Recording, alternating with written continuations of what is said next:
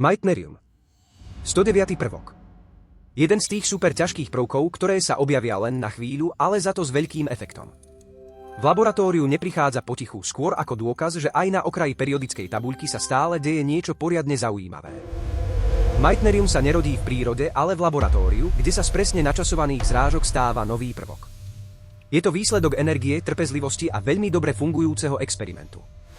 A keď sa signál konečne objaví, je to malá, ale veľmi pekná vedecká výhra. Meitnerium sa objavuje len v stopových množstvách, často len ako jediný atóm v meraní. Detektory ho musia hľadať veľmi presne, ale práve to robí celý proces taký zaujímavý. Na takomto mieste sa aj najmenší signál stáva veľkou udalosťou. Jeden atóm Meitneria nesie v jadre 109 protónov. To už je naozaj poriadny náklad, ale aj tak sa dá presne zmerať, sledovať a analyzovať. Aj v tejto extrémnej oblasti zostáva veda pokojná, presná a veľmi zvedavá. Elektrónová štruktúra Meitneria je zložitá, ako keby sa atómu podarilo skombinovať technickú precíznosť s malým chaosom.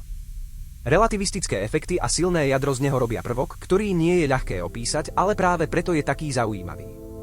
Každý orbitál tu hrá svoju presnú rolu. Jadro Meitneria je pod tlakom, ale stále drží aspoň na ten krátky okamih, ktorý potrebujeme na meranie.